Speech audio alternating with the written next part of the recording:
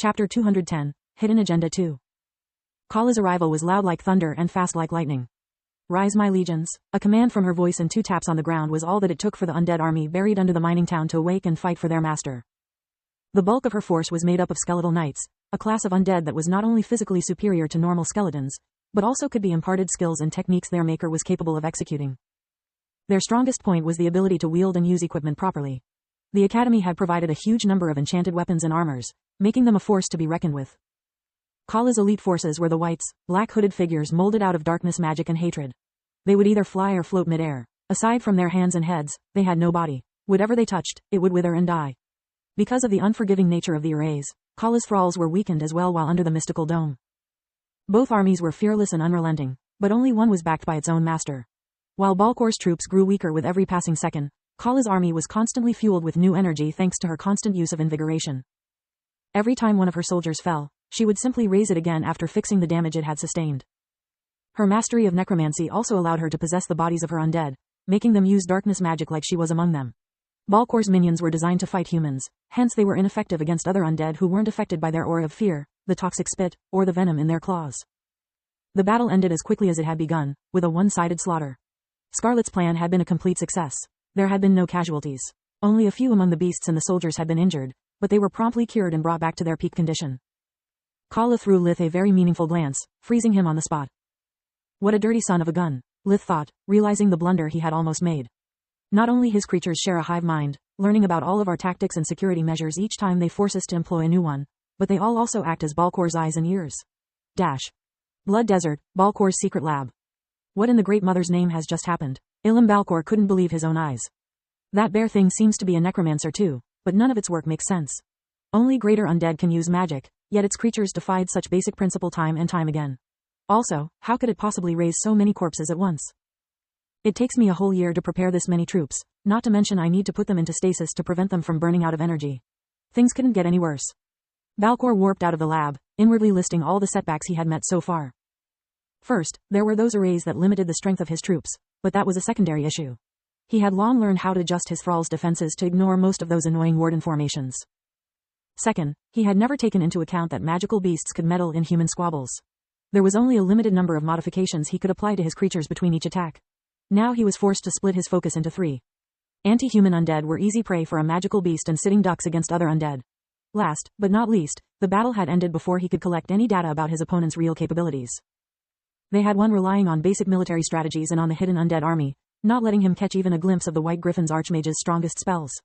The secret of Balkor's success had always been his meticulous preparation and data collection, but this time he had come back empty-handed. Walking back to his home in the Forgotten Plume tribe, he couldn't help but smile seeing his kids running towards him with their little arms spread in the air.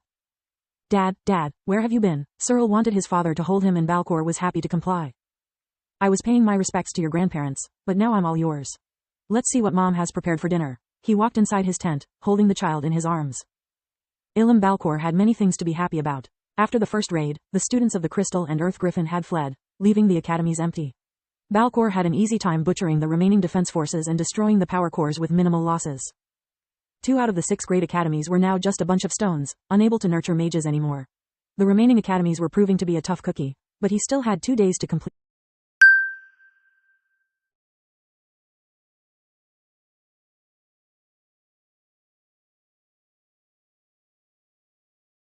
Had been a mammoth task. Fusing part of them with his undead had proved to be even more difficult. Balkor wasn't new to pain and was more than willing to make some personal sacrifices. Controlling all those undead at once, spying on his enemy's every move, using so many warping arrays to move his troops, was too much for a single man. Each attack took away years of Balkor's lifespan, but he didn't care. His job was almost done. After that, he would forget about the accursed Griffin Kingdom and spend the time he had left watching his children grow. After the end of the battle, all the students rejoiced together, chanting Kala's name like it was a good luck charm. At that moment, no one cared about her being a wraith-like monster, nor about her army being quite similar to the enemy one. For a few hours, nobles and commoners alike loved her like a hero, setting aside differences concerning social status, humans, or beasts. The only thing that mattered was being alive and well.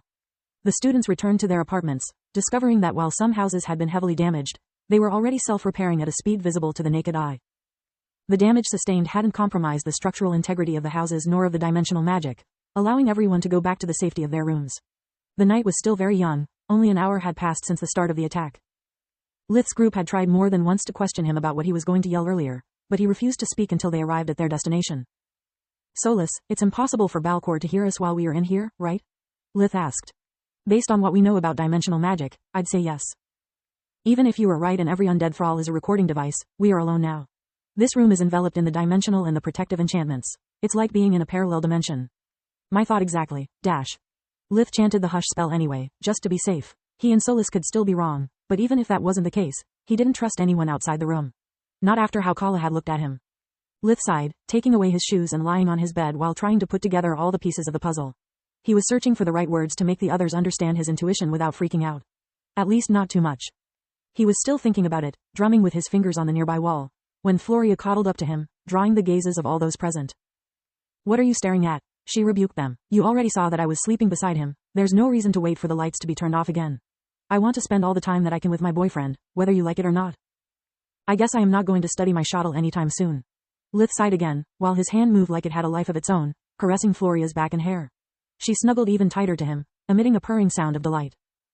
So, what's all this secrecy about? Uriel was having a hard time taking the edge off of his voice. He had never felt so envious and alone in his whole life. Lith explained to them how he was certain that Balcor's so-called lesser undead weren't mindless creatures. Each of them was part of a hive mind that had collected data about all the spells and techniques used during both assaults. I also noticed that this time the array was less effective. The creatures were still very nimble and strong despite being so close to the town square. My hypothesis is that during the third attack, the array will be mostly useless and that when Balcor will use his real ace in the hole, his undead will have the collective memories of all the previous attacks, making most of our strategies obsolete. Good gods, how did you notice that? Not even such a frightening piece of news managed to stop Freya from staring at Floria in envy. Not because of Lith. Unlike the others, she still had a hard time accepting his switch-like personality. One second he was a caring friend, the next one he turned into a murdering machine. The jury was still out on which one was his real face. The reason for her envy was that she had never been that close to anyone. After so many near-death experiences, she was starting to long for someone she could blindly trust, just like Floria did. Because I suck as a swordsman and I completely fell for Balcor's mindless creatures charade. Lith explained. Even during my first clash with the undead, I noticed that hitting them became harder with each one I killed. I didn't think much of it until tonight when they started to dodge my ice shards simply because I was too conceited to bother changing their pattern. So, Kyla soldiered up without averting her gaze, despite being reduced to a lump of envy and hindsight about her lack of decisiveness. So, while people like Floria, Freya, or Fillard are so good with their weapons that the skill gap between them and the lesser undead is insurmountable, I suck so bad at it that I could notice it closing every time I used one of the few forms I know. Where does that leave us? Floria mumbled with a sleepy voice that was in heavy contrast with the mood of the room.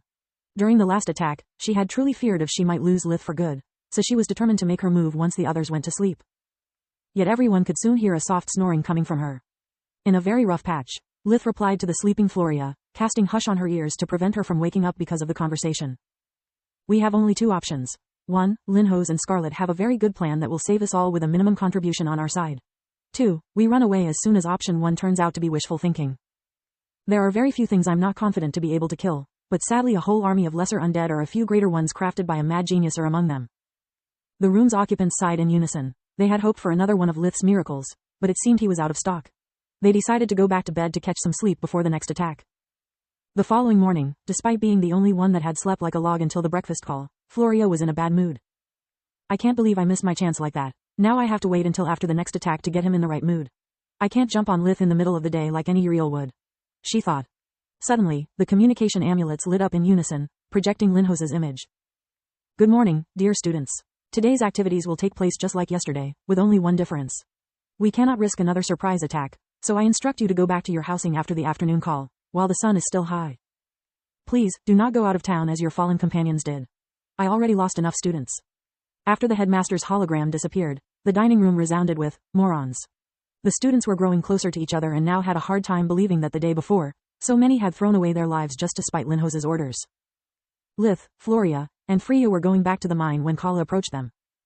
I'm sorry, Scourge, but there is little time left. We need to talk, now.